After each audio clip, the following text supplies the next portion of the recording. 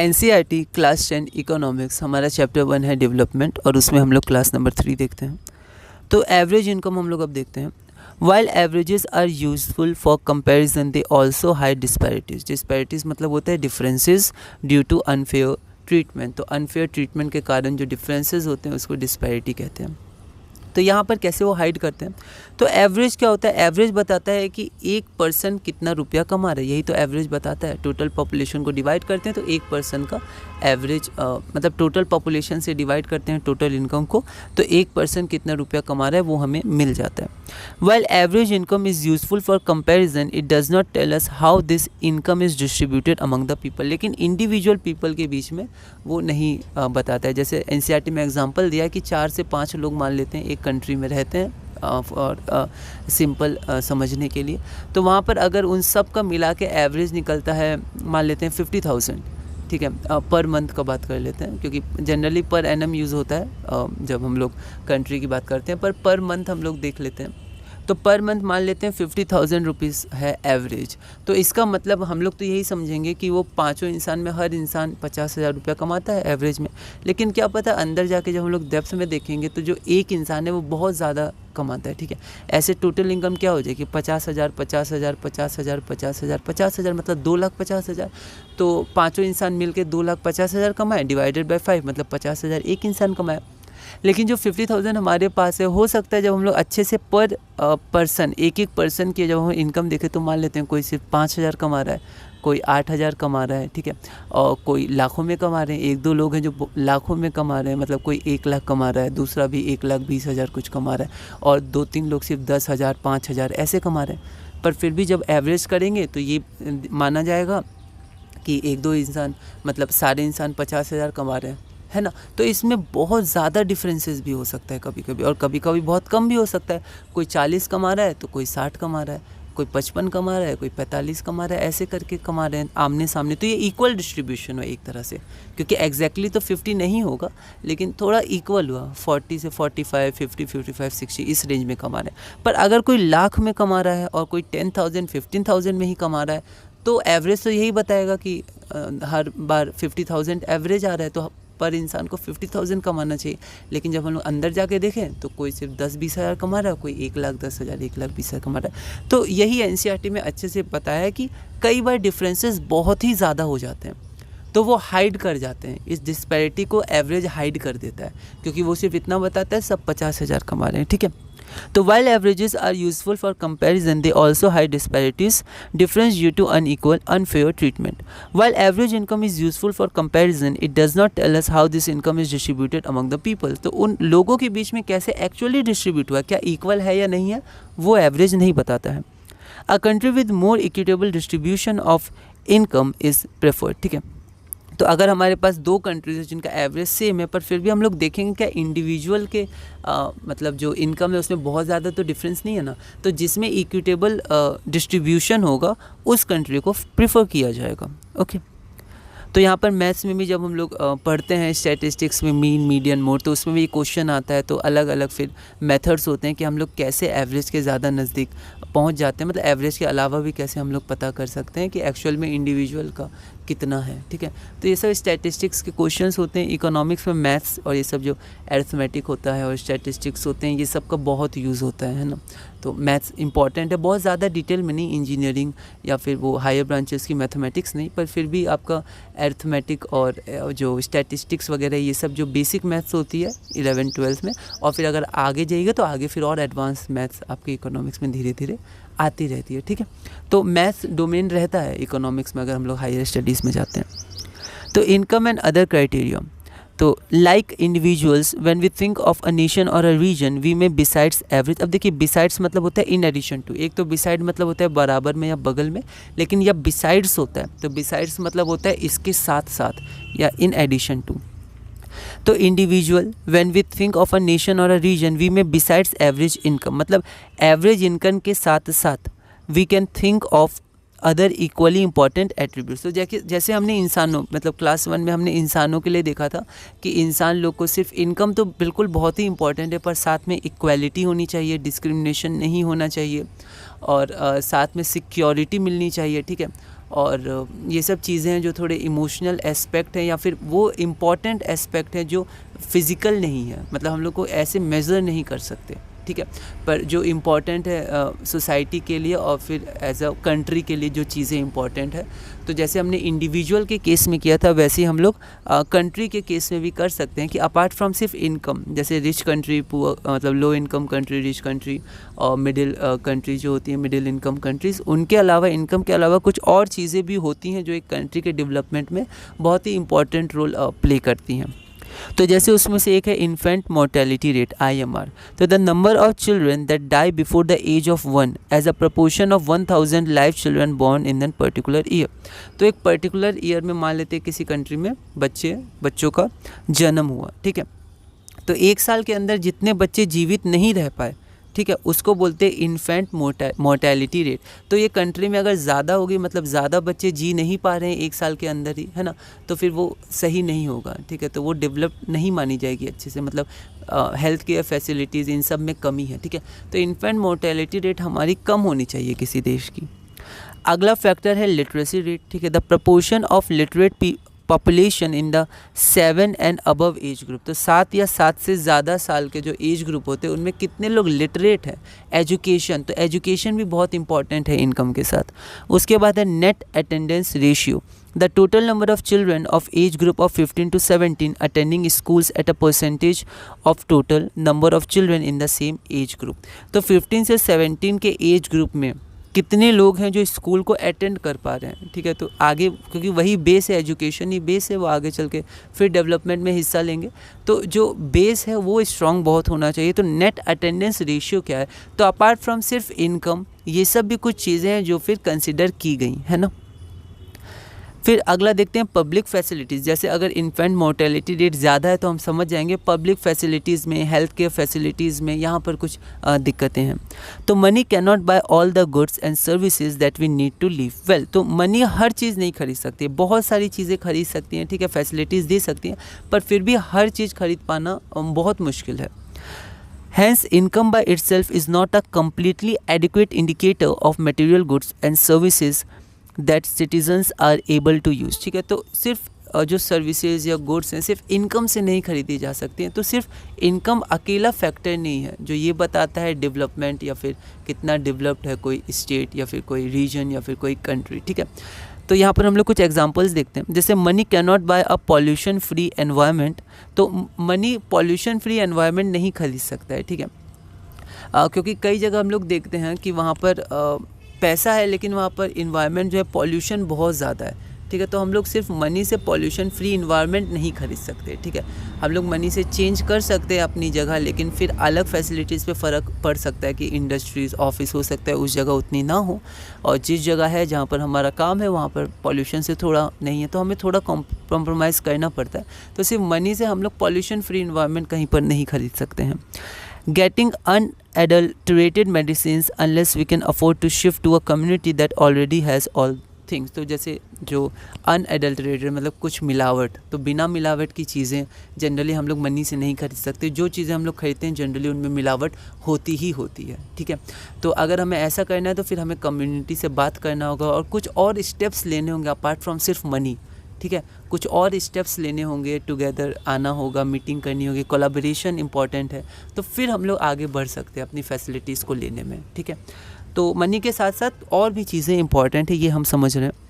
तो money can not protect from infectious diseases unless the whole community take preventive steps. तो money से हम लोग जो कुछ ऐसी डिजीजेज होती हैं जिसको सिर्फ मनी से हम लोग नहीं दूर कर सकते हैं, ठीक है। उसके लिए समय चाहिए, उसके लिए हमें बहुत सारे प्रिवेंटिव स्टेप्स लेने होंगे, पूरी कम्युनिटी से बात करनी होगी कि हम लोग पूरी कम्युनिटी कुछ ऐसे रूल्स फॉलो करते हैं जिससे हम लोग इसको दूर कर सकते हैं। तो कुछ डिजीजेज होती हैं उससे वो भी मनी उसको दूर नहीं कर सकता है। हमें एक दूसरे का कोलैबोरेशन लेना होगा, इक्वालिटी देनी होगी, रेस्पेक्ट देना होगा, एक कम्युनिटी की तरह आगे बढ़ना होगा ताकि हम लोग उस डिजीज़ को या कोई भी प्रॉब्लम्स को सॉर्ट आउट कर पाएँ। इनकम के साथ साथ, इनकम ज़रूरी है पर साथ में कोलैबोरेशन और अदर सोशल जो इम्पॉर्टेंट चीज़ें होती हैं सोसाइटी में वो भी बहुत ज़रूरी है।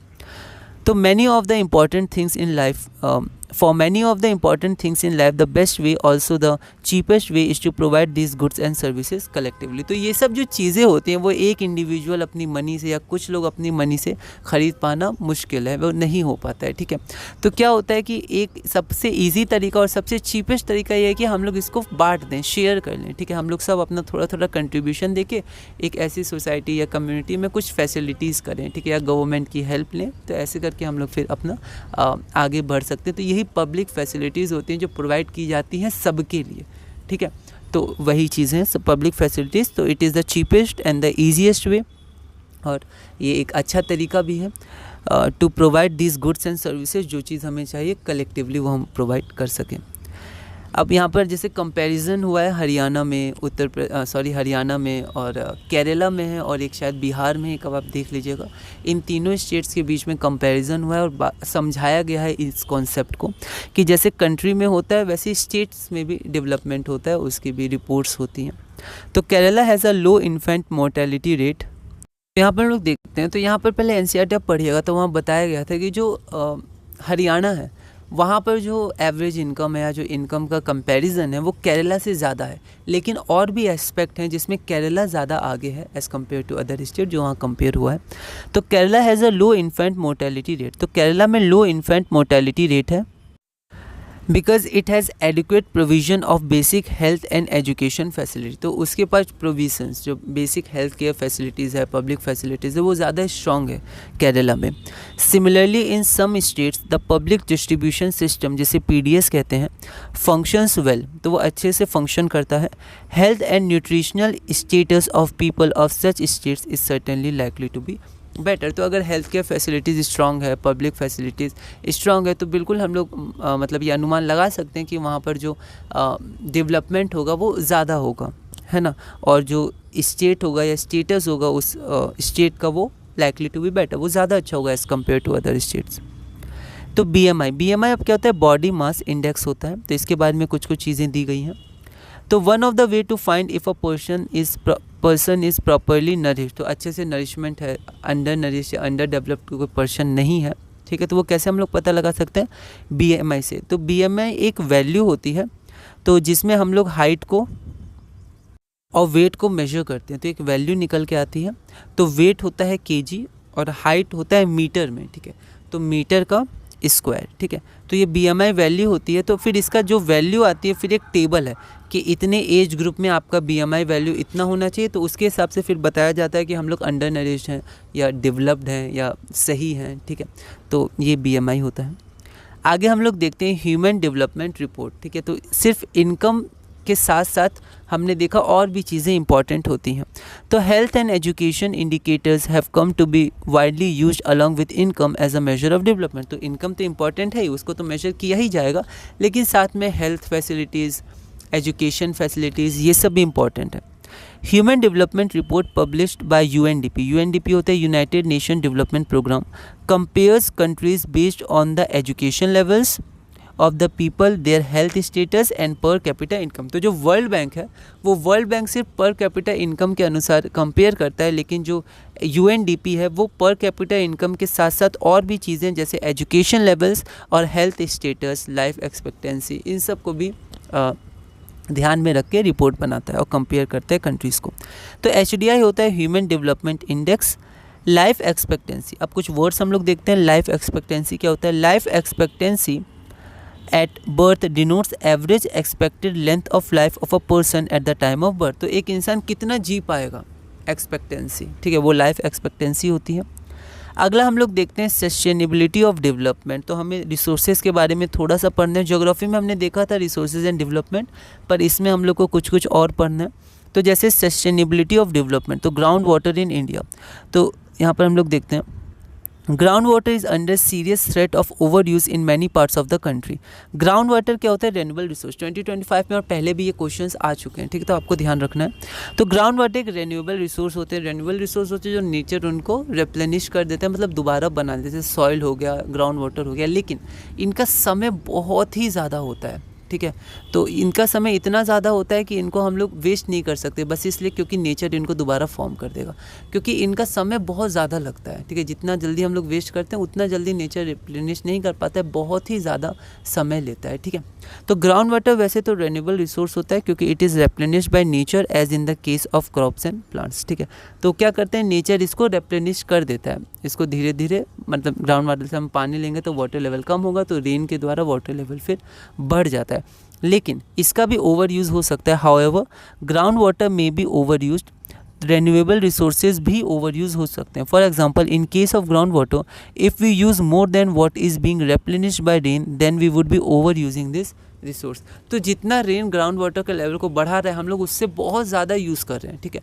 तो फिर वो दिक्कत, फिर वो ओवर यूज़ हो जाएगा, ठीक है। फिर जैसे नियरली 1/3 ऑफ द कंट्री वो ओवर यूज़ करता है, 1/3 एरियाज़ में, ऐसे करके कुछ दिया हुआ है। तो ये क्वेश्चन ही पूछा गया 2025 में कि कुछ आप फैक्ट्स बताइए या फिर कुछ हमें डेटा दीजिए कि कैसे ग्राउंड वाटर इंडिया में ओवर यूज़ हो रहा है, ठीक है। तो आप ये सब थोड़ा देख सकते हैं, NCERT मार्किंग स्कीम में भी अच्छे से दिया हुआ है, तो आप देख सकते हैं। अब हम लोग देखते हैं non renewable resources, the resources which will get exhausted after a few years of use. तो कुछ समय बाद ये एग्जॉस्ट हो जाएंगे, ये फिर रिप्लेनिश नहीं होंगे, ठीक है। तो मतलब ये जो होगा बहुत ही ज़्यादा मिलियंस ऑफ ईयर्स लग जाएंगे, जैसे कोल और पेट्रोलियम में, तो इनको हम लोग नॉन रिन्यूएबल मानते हैं क्योंकि ये इतने जल्दी नहीं होंगे, ठीक है। तो ये प्रैक्टिकल नहीं है इतने साल वेट करना, ठीक है। तो प्रैक्टिकल नहीं है, सब थ्योरेटिकल है, तो इसलिए इनको हम लोग नॉन रिन्यूएबल रिसोर्स मानते हैं, ठीक है। तो we have a fixed stock of this resources on earth which can not be replenish. तो हमारे पास एक फिक्स्ड स्टॉक है, ठीक है, कोल का, पेट्रोलियम का, जो रेप्लेनिश नहीं होंगे। तो for example crude oil that we extract from the earth, तो जो हम लोग अर्थ से क्रूड ऑयल निकालते हैं, कोल निकालते हैं, ये सब नॉन रिन्यूएबल रिसोर्स होते हैं। NCERT में ये मतलब डेटा भी दिया है कि कितने साल बाद नॉन रेन्यूएबल रिसोर्स ख़त्म हो जाएंगे, ये क्रूड ऑयल। तो लगभग वर्ल्ड के अनुसार, वर्ल्ड के कॉन्टेक्स्ट में लगभग 50 ईयर्स हैं, 47 to 50 ईयर्स, जिसके बाद ये ख़त्म हो जाएंगे, ठीक है। तो एग्जॉशन ऑफ नेचुरल रिसोर्सेज, तो NCERT आप रीडिंग करिएगा। If people continue to extract the crude oil at the present rate, the reserve would last only 50 years और मोर। तो जो अगर इसी हिसाब से अगर क्रूड ऑयल जो निकाला जाएगा धरती से, है ना, नेचर से, तो फिर वो लगभग 50 साल या थोड़ा मतलब 50 ईयर्स मोर, अच्छा 50 साल ही ज़्यादा रह पाएंगे, मतलब आज से लगभग 50 साल ही और इनका स्टॉक बचा हुआ है, उसके बाद ये ख़त्म हो जाएंगे। Consequences of environmental degradation do not respect nation और स्टेट बाउंड्रीज, ठीक है। तो हमने ज्योग्राफी का पहला चैप्टर रिसोर्सेज एंड डेवलपमेंट में लैंड डिग्रेडेशन देखा था, सॉइल का डिग्रेडेशन, इरोजन हमने देखा था, डिफॉरेस्टेशन वगैरह बहुत सारी बातें की थी। तो वहाँ पर ये जो इन्वायरमेंटल डिग्रेडेशन होता है वो नेशनल या स्टेट बाउंड्रीज़ में नहीं होता है। अगर कोई नेचुरल कैलेमिटी आती है या फिर इसके कारण कुछ अगर चीज़ें होती हैं, डिज़ास्टर्स होते हैं, तो फिर वो नेशन या स्टेट नहीं, हर जगह फैलते हैं, ठीक है। तो हमें मिलकर नेचर को मतलब उसको कंजर्व करना चाहिए। तो our future is link together, हम सब का जो फ्यूचर है वो लिंक टुगेदर, एक साथ बंधा हुआ है, ठीक है। तो हम सबको कंजर्वेशन ऑफ नेचर में अपना पार्ट थोड़ा बहुत जितना हो सके वो करना चाहिए। The question of development of progress is perennial. Perennial मतलब होता है लास्टिंग और existing for a very long time, जो लगातार चलता रहे, बहुत समय तक चलता रहे, निरंतर चलता रहे, ठीक है। तो इसलिए बहुत इंपॉर्टेंट है कंजर्वेशन ऑफ रिसोर्स, और हम लोग के जो लैंड डिग्रेडेशन, सॉइल डिग्रेडेशन, ये सब जो हो रहे हैं, इनका कंजर्वेशन, इनको मिनिमाइज़ करना बहुत ही इंपॉर्टेंट है हमारे लिए, फ्यूचर के लिए। तो सस्टेनेबल डेवलपमेंट वही होता है कि प्रेजेंट नीड्स, ये इंपॉर्टेंट क्वेश्चन है, बहुत बार पूछा गया है, 2025 में पूछा गया। तो आप लैंग्वेज ध्यान रखिएगा कि हम लोग जो रिसोर्सेज को यूज़ करते हैं उसको हम लोग को केयरफुली और जुडिशियसली यूज़ करना चाहिए, ताकि हम लोग खुद की भी ज़रूरतें को पूरे कर पाएँ और आगे फ्यूचर जनरेशन को भी हम लोग इग्नोर या नेगलेक्ट नहीं करें। वो भी ये रिसोर्सेज यूज़ करेंगे तो उनके लिए भी हमें इन रिसोर्सेज को कंजर्व करना है साथ ही साथ। तो इसी के साथ हमने ब्रीफ में ये चैप्टर पूरा किया। अगले क्लास में हम लोग क्या करेंगे, एक बार एक्सरसाइजेस के कुछ क्वेश्चंस देख लेंगे। सारे क्वेश्चंस तो नहीं है, लास्ट के 2-3 क्वेश्चंस मैंने छोड़ दिए हैं, तो कुछ क्वेश्चंस हम लोग देख लेंगे और इसी तरह धीरे धीरे हम लोग क्लास 10 SSC में आगे बढ़ेंगे।